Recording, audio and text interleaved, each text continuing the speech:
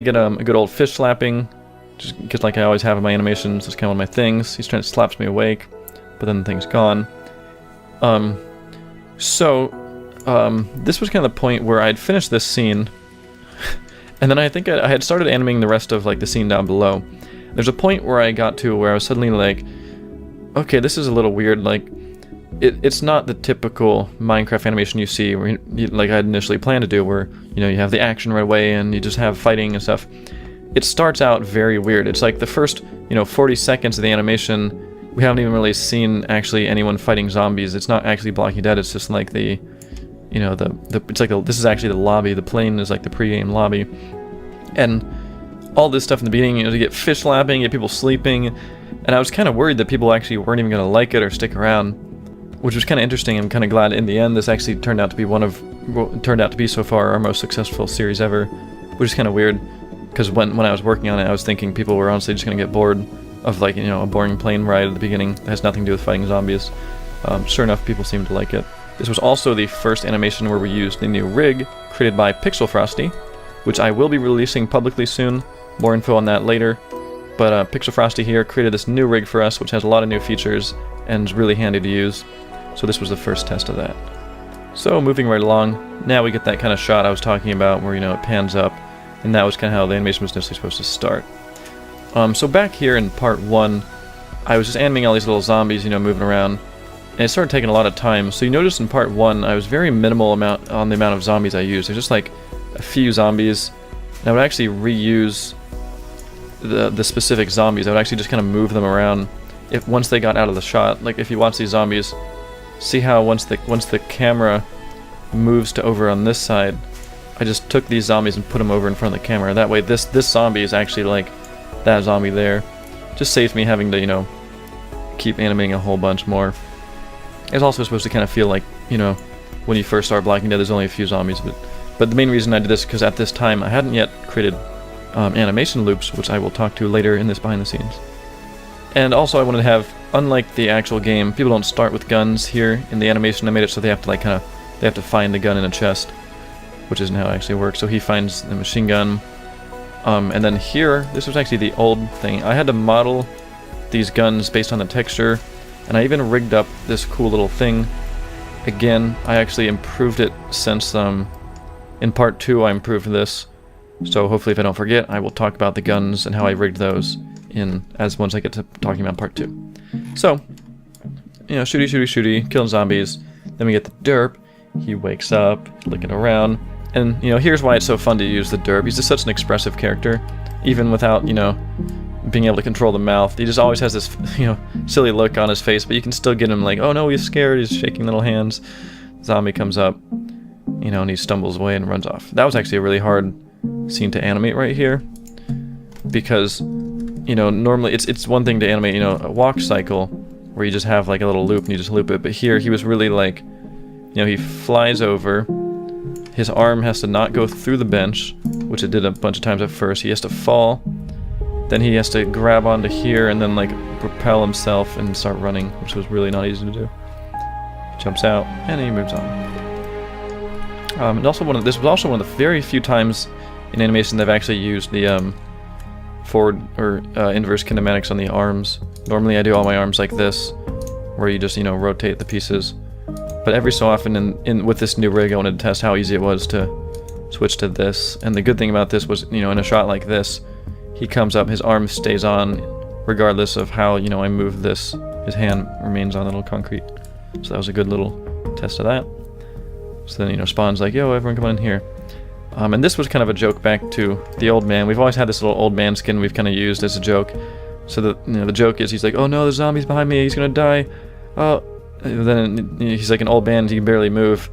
But at the same time, that's actually, Minecraft zombies also just kind of crawl along. So the joke is, even though he's an old man, he can barely move, the zombies aren't really any faster in catching him. So the Derp's looking around, he's looking for a chest. And the Doge steals the chest. A funny little thing with the animation here is sometimes if you're going a little cartoony or comedic, you don't really need to get carried away doing like perfect actual animation. If you look at his feet, when he gets happy, he literally just whoops, whoa, I don't know why the camera's flying away. When he literally just slides forward And then in this shot, same thing, he just slides up. Like, nothing actually moved on his feet. And you could even tell that, even though the feet are out of the camera, you can tell he just slides. But it kind of works. He just kind of, slides on over there. And it kind of worked. It kind of made it look funny, if anything. He looks so happy when he sees it. He's like, yeah, wee! Like, yeah, that's like a little...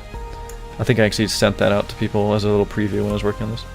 So Doge steals number 1. And this whole little scene was kind of making fun of, you know, the beginning of Walking Dead when you first start playing and you're running around the map. And every time you see a chest, someone else like runs up and grabs it first. Ideally, it would have been funny to actually have a whole bunch of like Steve skins. There's always like the Steves that grab your chest right before you. And again here, you know, you can really play with this. He's like literally coming to the wall. But if a good camera angle, it just, you know, it comes out of nowhere. So then the little funny joke we had with this old man that we kind of came up with, like right here, was even though he's an old man, he's normally really slow. He actually can be really fast if he wants to. So he's kind of one of those like ironic, not really ironic, but he's I don't know what you call that. It's like it's one of those like reverse expectation gags where you expect, you know, he's an old man, so he's always really slow, but he's actually like the fastest one of everyone. He's actually, you know, he runs right past the Derp and gets to that chest first. And again here, you know, with this new rig, I was able to be a lot more expressive. If I turn this on real quick, you can see I was able to get a lot more expression out of the eyes, whereas in Skywars it was kind of difficult to get these kind of, you know, if you want to make them look like, oh, they're kind of sad, it was a lot easier to work with the new Pixel Frosty rig. And he finds, I wanted to use this chest. This was actually one of the last chests I ever knew existed when I first started playing Walking Dead. When I found it, I was like, oh, I never knew there's a little chest here. So I thought it'd be kind of funny to, that's where he finds the little hidden chest where he gets his shotgun. And then once again, you know, he turns, oh, everyone's there to help him, but then they all, like, if you're actually playing Walking Dead, no one really helps each other, they just kind of run off and do their own thing, and the old man goes scurrying away. And this was the first fight I've done really in a long time. It didn't have any swords, and for me, I feel like it's sword-on-sword combat that I find very difficult. So I actually had a lot more room to kind of play around with this one. Honestly, I was very happy with how this turned out. We'll kind of go through it a little bit, and I'll kind of show you. I did a lot of stuff with like time dilation as well, where like the camera moves out and then it actually goes really slow for a moment. And for this was as simple as I just took these and just like rotated them, set it to linear, so they just constantly like spin. I use this little middle thing. But I tried to make it very, very fast paced, just grabbing people, throwing people. In the process of throwing, he does like a little tumble. And if you slow it really down, you know, it doesn't look perfect, but when you go full speed, you just kind of see him like throw and tumble, like his head goes through the ground. But I tried really working with getting, you know, little motions perfect. For example, right here, he's gonna shoot down. Here's the curve that shows, you know, his up and down distance.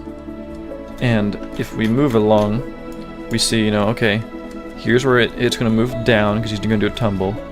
It goes up because he jumps, and then right here it starts leveling off because he's getting near the top of the jump.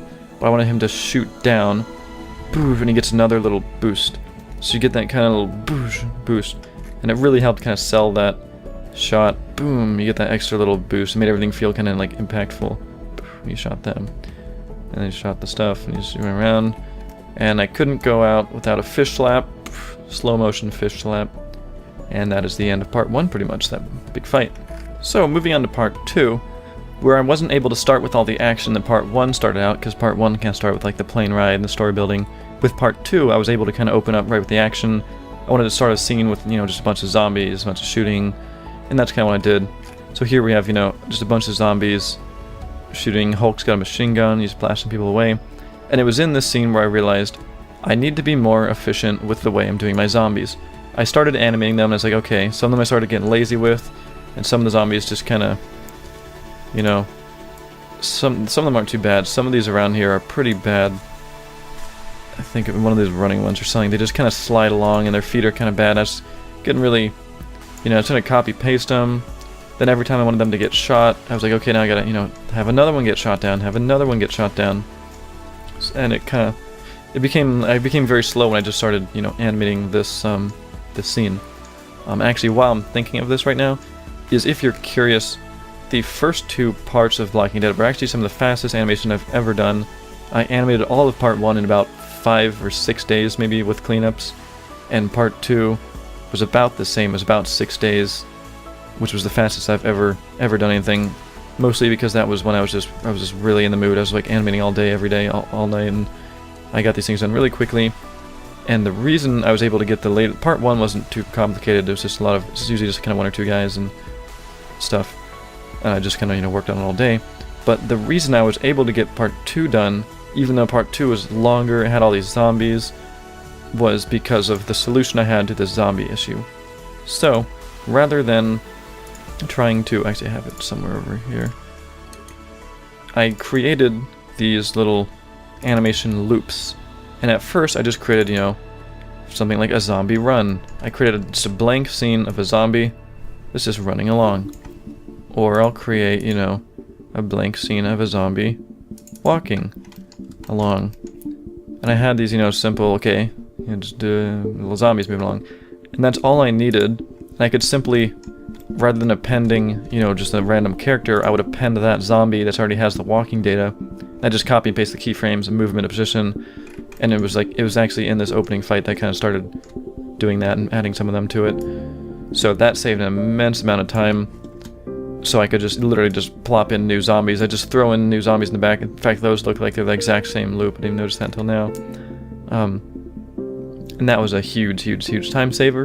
And what I did even beyond that is I created the same thing, but I realized I had to keep killing them. So then I went back and created a version of all those loops where they walk and then they get shot and they fall down. That way all I could, you know, I'd take all those frames, I'd like say, oh, you know, at frame 400 to get shot or something, so I go to 400 and then just like line the keyframes up, so at frame 4